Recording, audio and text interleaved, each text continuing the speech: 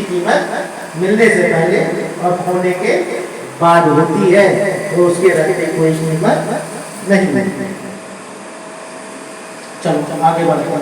कहते हैं मंगलवार को रोगों की शांति के लिए काली आदि की पूजा करें तथा उड़द मूंग एवं अरहर की दाल आदि से युक्त अन्न ब्राह्मण को भोजन कराएं।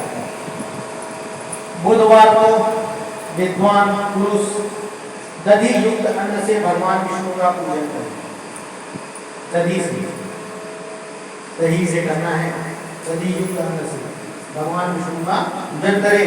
ऐसा करने से पुत्र वित्त और कलत्र आदि की पुष्टि होती है। अच्छा पुत्र मिलता है, अच्छा मित्र मिलता है, अच्छा पड़ोसी मिलता है, अच्छा रिश्तेदार मिलता है। ये सब किसकी कृपा से? भगवान विष्णु की कृपा से होता है। जो दीर्घायु होने की इच्छा रखता है, मान लो मेरी उम्र भगवान ने 20 साल लिखी है, तो मुझे पता कि मैं 20 साल जिंदा रहूंगा, या मुझे कोई रोग हो गया, अब मुझे चाहिएगा तो बहुत लंबा जीना चाहता हूँ, मुझे बहुत काम करना है, मुझे यहाँ घूमना है, वहाँ घूमना है, निगम निगम का भोजन करना है, सारे आनंद लेने हैं, धरती में सुख भोगना है। उसके लिए क्या करना है?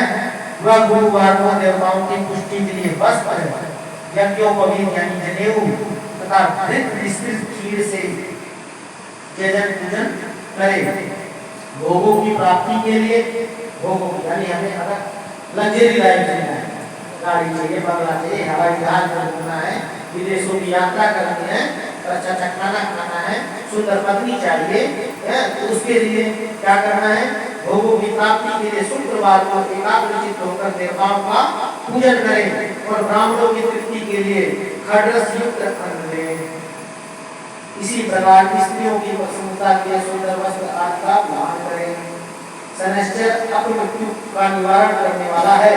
कहते हैं शनिश्चर जो है, मान लो किसी की उम्र कम बीती है तो उसका निवारण शनिवार की पूजा करने से हो जाता है। तो मान लो किसी की उम्र कम है, अल्प मृत्यु है, तो उसको भगवान शनिदेव की पूजा करनी चाहिए, वो उसकी उम्र बढ़ा देते हैं। कहते हैं उस दिन बुद्धिमान पुरुष रुद्र आदि की पूजा करो, भगवान भोले बाबा। अब रुद्र को भगवान भोले बाबा मत समझ लेना है, रुद्र देवता अलग है, भोले जी अलग है। अब कई लोग तो भोले बाबा को ही रुद्र देवता मान लेते हैं। रुद्र देवता अलग है, भोले बाबा अलग है।